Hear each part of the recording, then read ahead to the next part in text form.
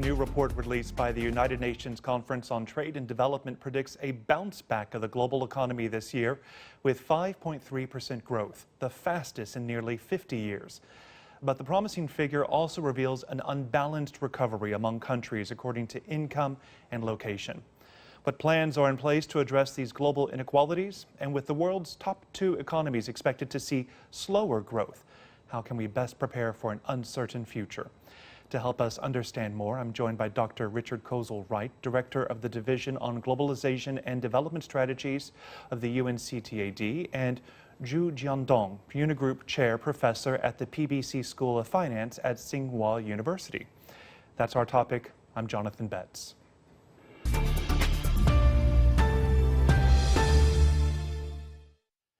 So it's good to have you both with us on the show today. So this new UN report analyzes trends and prospects of the global economy as well as responses to past crises and measures taken during this pandemic.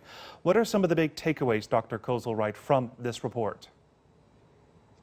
Yeah, thanks, Jonathan. Thanks for the invitation. I guess there's two or three big ones. I mean, the first one I think we need to stress is just how unprepared the world was for this kind of shock. Obviously, there are differences across countries, but unpreparedness has been revealed, I think, which is a worry because I think everybody knows that this is not the last shock of its kind that's going to hit the global economy. And so that lack of preparedness is certainly a takeaway that we take very seriously. I think the other one, and you've mentioned it, is just how divided the world economy is. The asymmetries both within and across countries. We knew about this before the pandemic. I think the pandemic has opened up a window on that and to some extent exaggerated those asymmetries and the need, if we're going to use the phrase of choice of Western politicians, to build back better, then we're going to have to address that. And related to that, and the third point, I think that has surprised us a little bit is just how complacent the advanced economies have been towards the damage that this is causing in the developing world. The size of the hit to developing countries and is in many respects larger than what happened during the global financial crisis. Yeah, a lot of people are suffering all over the world, not just in undeveloped economies, but in developed economies as well from this pandemic. So help us understand this number, 5.3%. Is that a good number? Is the economy really bouncing back from the pandemic? Well, yeah, it's a bounce back. I mean, it's the fastest growth in 50 years, but a lot of that is a technical bounce back from the very sharp drop that occurred in 2020, plus the fiscal activism, of course, of some of the leading advanced economies. So it's a big number, but I don't think it's a number that should make policymakers at the national and international level complacent, because underneath that there is a lot of hidden problems. So yes, it's a big number, but not one that we should be complacent about. Professor Zhu, what do you think about that? I mean, is this a number that policymakers should be celebrating?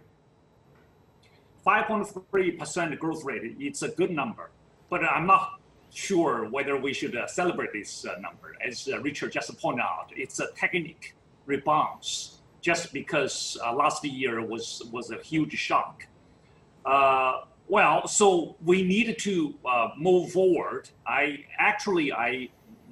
Two things most concern me is, number one, globally we are in a regime switch from global governance to a new global governance, regime switch from the current monetary system to a new monetary system, a regime switch from this manufacturer to a digital economy.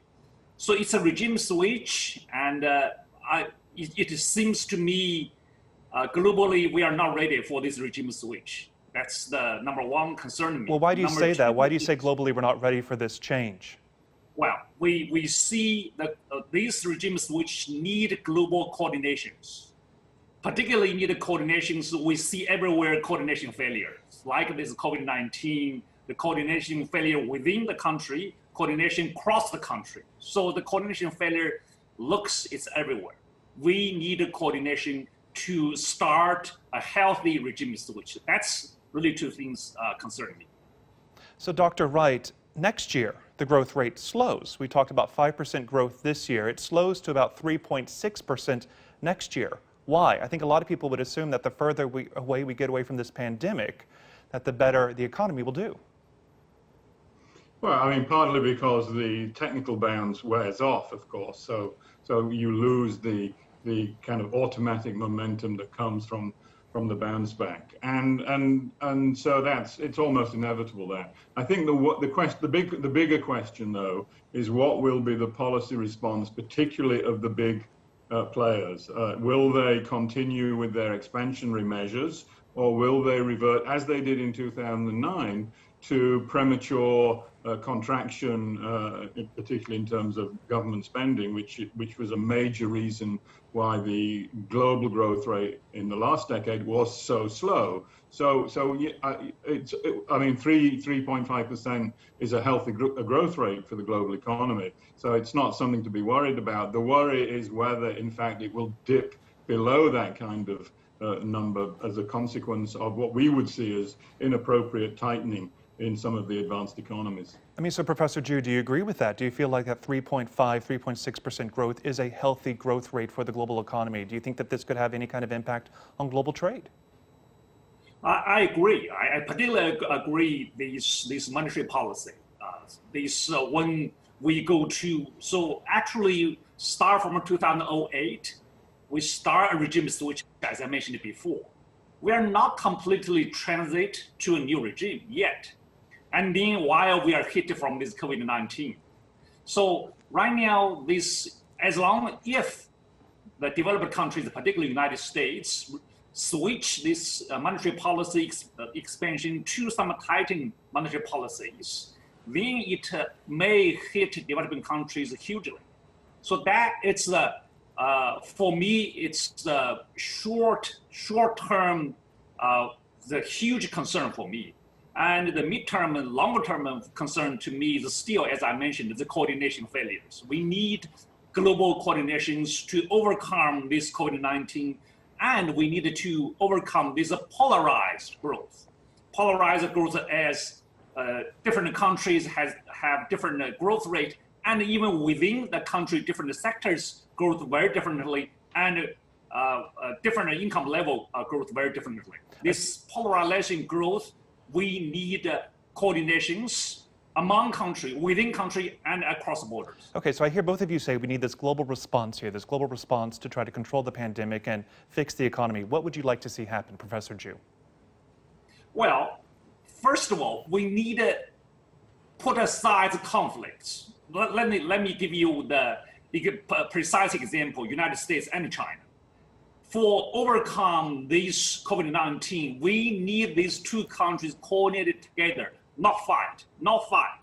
COVID-19, it's a crisis globally, and these two countries should put aside conflicts in other side. But for COVID-19, at least for COVID-19, to work together and to work together on vaccinations, on to other policies, as let's say the interference policies to control this disease globally. Yeah, so that's my concern. Let's talk about that, Dr. Wright. The tensions between China and the United States, these trade tensions, how much of a drag is that on the global economy? Well, it's potentially it's not, I think it's less a trade tension than it is a technology tension, to be quite honest. But it is a potential drag, as Professor Zhu indicated. We need more coordination, given the scale of the problems we face. It's not just the health pandemic. Obviously, the climate crisis cannot be solved by countries going their own way. We need a collective response to that. The other big coordination challenge I think we have to mention is the debt problem. Debt has been rising tremendously since the 2009 financial crisis. It's risen again in response to the pandemic, and the potential pitfalls around the kinds of debt levels that we're seeing are huge, and they will be global. And so so, we've got Dr. all Wright, these let me global, jump in on that point there, because I want to clarify that, because it is kind of a point that a lot of viewers, I don't think, fully understand. The debt crisis you just pointed out with a lot of these developing countries. I've heard this idea that debt cancellation should be floated around to some of these less developed countries. Why is that an idea, and why do you think that would make an impact? Well, I mean, because of the scale of the problem, fundamentally. Professor Ju mentioned the lack of a response so far. I mean, if you look at what the G20 has done through the debt service suspension initiative, for example, they've essentially suspended, not canceled debt, to the order of something like $13 billion for a select group of around 70 developing countries. We're talking trillions of dollars of debt that are due in the developing world over the coming several years. So the kind of initiatives so far have been pitiful in a certain sense. And if we're going to see, the international community is committed to the Sustainable Development Goals. And to meet the Sustainable Development Goals, developing countries are going to have to mobilize resources on a very large scale to meet the Agenda 2030. And when you've got that kind of debt burden overhanging countries, mobilizing resources for new investments is not possible, given that they have to constantly pay off the accumulated debts that have grown over the course of the last decade. So for us, at least, the mathematics tells us that without some sort of serious relief, and in some cases cancellation, it's going to be a very, very difficult decade for many, many developing countries, and not just the least developed, for some middle-income developing countries too. So I think that is a huge challenge for the international community going forward. Yeah, it's a sensitive idea, canceling debt, frankly. It's something that I think a lot of people can relate to and understand. Professor Ju, do you think that is a fair idea, a fair point to cancel debt for some of these less developed countries? How do you think the reaction is going to be in other countries, particularly in China? Let me point out one thing. People compare this COVID-19 crisis versus this 2008, this financial crisis, even last century, 1980s, this oil crisis. That's different. In 1980, in 2008, United States, it's a global leader. So there were no global coordination failures in 2008, but not now. So first of all, we need global coordinations in global governance in face of this global crisis. That's number one. Number two, international monetary system is changing. Dollar was the leading international currency in 2008. Right, but the question is about debt cancellation. Your reaction to that. Let me, now I go back. So when you go to the debt cancellation, you need a tool. You need to use dollar or you use SDR. So in that case, I more emphasize you need a workable international monetary system to solve these debt problems. So what money do you use? You use dollar, USDR, you use renminbi, use euro. That we need coordination to solve this problem. Just Jonathan, on your point about this being a surprising initiative. I mean, the reason why Germany, at the end of the Second World War, or after the Second World War, became such a success was in large part because of the debt cancellation that the other victors in World War II agreed to. Something in the order of 50% of German debt was cancelled in 1953, and it was the basis for the subsequent success of the German economy. So we've seen it before. We've seen it happen before. We've seen that it is a potentially important contributor to sustained growth in countries that are heavily indebted. We saw it again in the 1990s in the case of Africa with the HIPC initiative. So we've seen this before. It's not something that's out there on left field. There are historical precedents for it, and they need to be revisited, I think, in this context. All right, we're going to pause this conversation and take a quick break. You're watching Dialogue. More after this short break.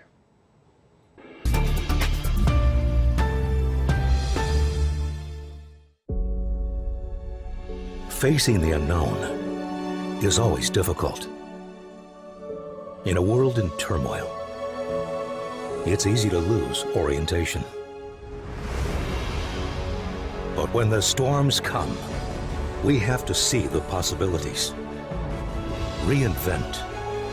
Find new opportunities. Discover a path forward. CGTN. See the difference.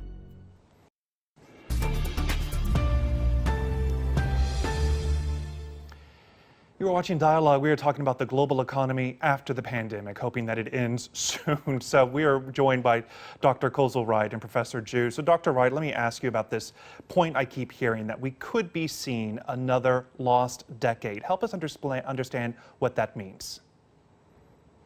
Well, the parallel, of course, is with the 1980s and it goes back to what you just talked about. I mean, the 1980s was a lost decade, particularly for Latin America and Sub-Saharan Africa, because the multilateral system could not deal with the accumulated debts in those countries and the changing economic environment that occurred in Western policymaking circles from 1979, 1980 onward, when they jacked up interest rates and debt essentially became unpayable in much of the developing world.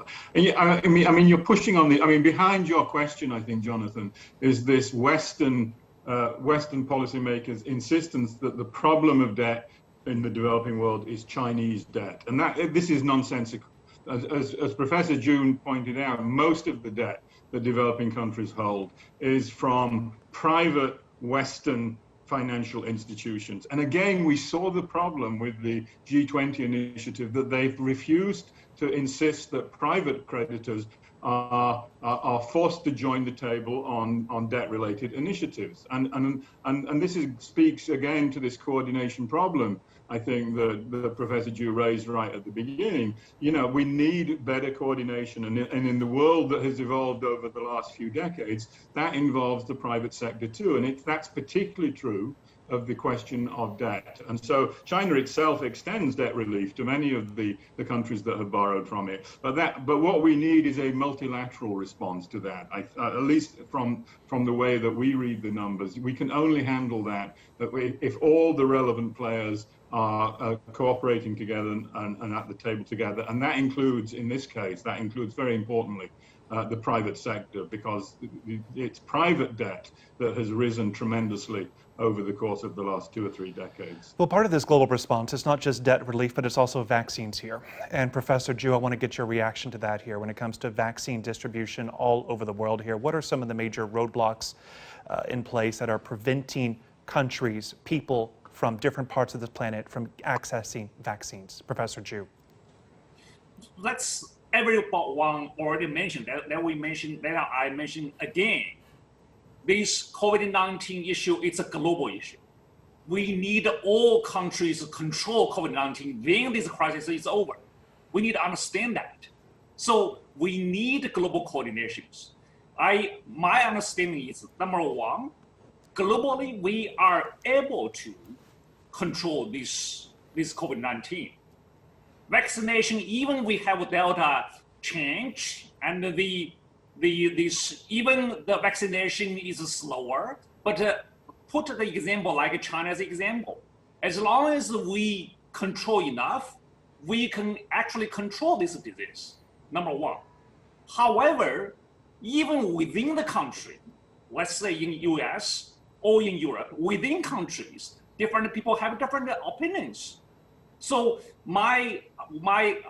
the suggestion is, well, we need to understand within European countries, there is a coordination problems. Within the United States, there are coordination problems. So that's global crisis. We need these people, different group within Europe, different people within the US, first of all, have the same understanding how to do this. Then we need a global coordination. We understand this global crisis. We need to work together. So Dr. Wright, are you encouraged by this? Do you feel like that the vaccine rollout is gaining steam around the world? COVAX is getting billions of doses, billions of dollars in funding. Dr. Wright, do you think that we're making progress on this? And is it enough progress?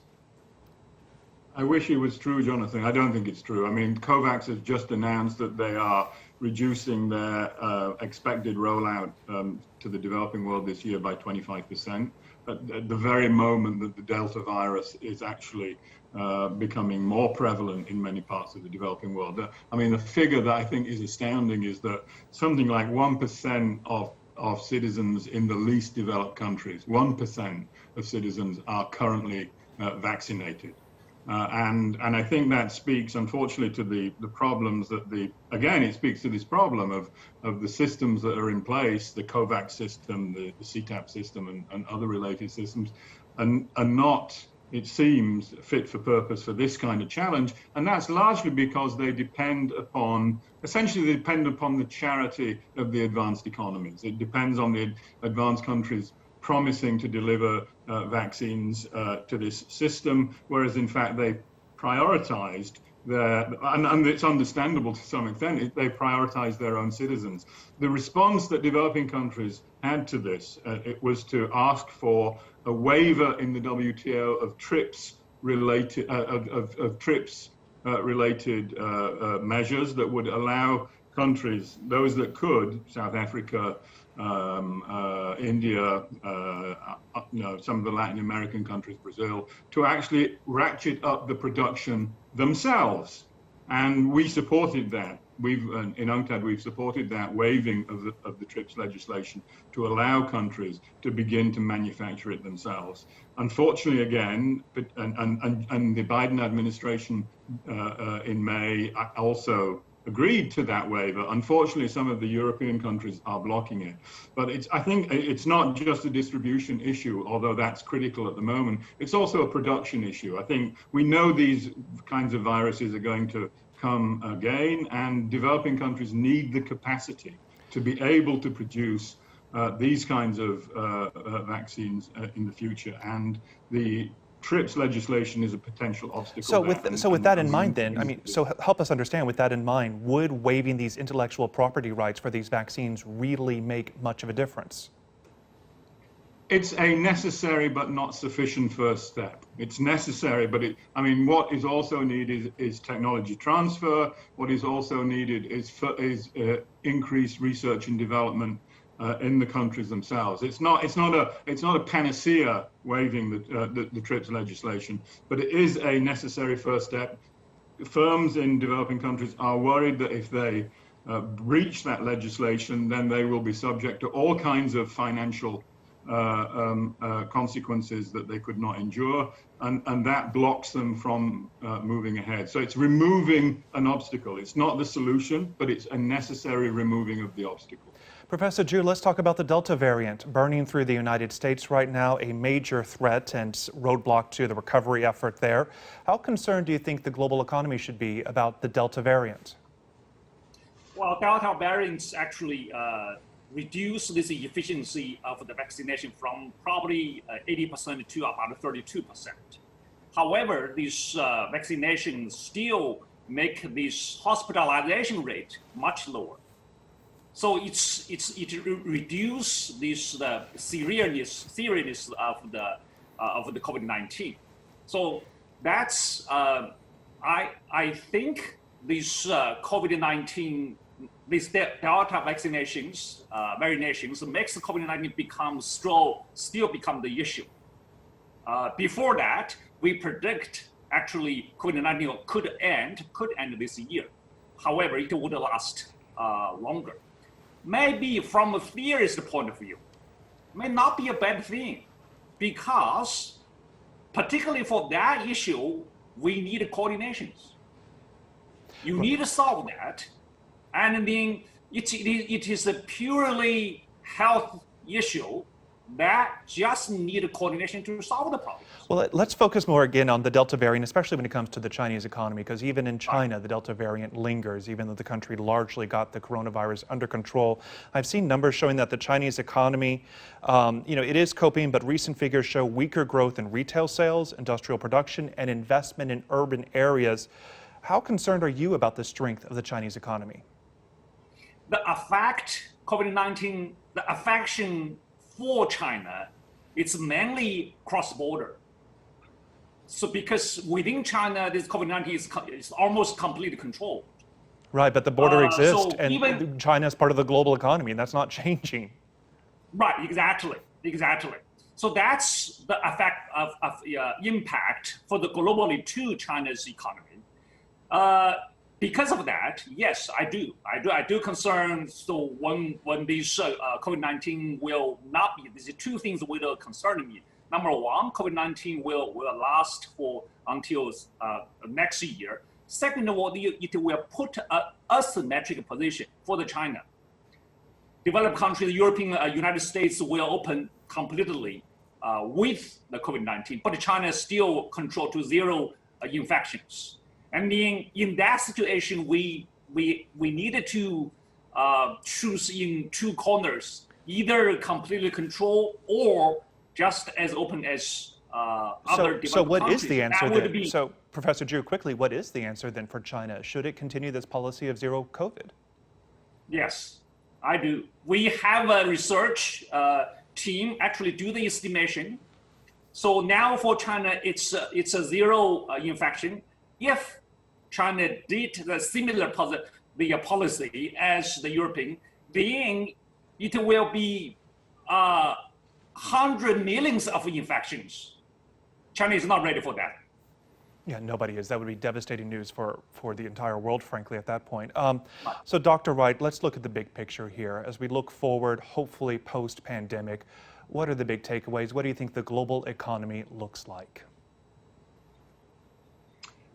I mean, I think one thing we have to say, and it partly speaks to your last question, Jonathan, is there's a level of uncertainty here. I mean, and again, that's, just focusing in on the 5.3% would be slightly delusional given the degrees of uncertainty with the virus, around the policy choices that need to be made. That makes it very difficult, I think, to look ahead into the medium and longer term. I mean, what we can say, and what we say very strongly in the report, is that if we repeat the mistakes that happened after 2009, 2010, go back to greater austerity, believe that all countries can export their way out of this crisis, which we can't, of course, repression of wages, keeping wages low as the solution to the problem, to be more competitive. If that's the kind of combination of policies that we see going forward, then the world economy will be in bad shape at the end of this decade, as it was at the end of the last decade. And again, in that context, we worry, and this is our lost decade scenario, that the developing world, in that kind of climate, it's the developing world and the most vulnerable parts of it that suffer the most. So one of the things we have to insist on is not to repeat the mistakes of the past. Different countries have different policy challenges, and policies need to be tailored to local circumstances.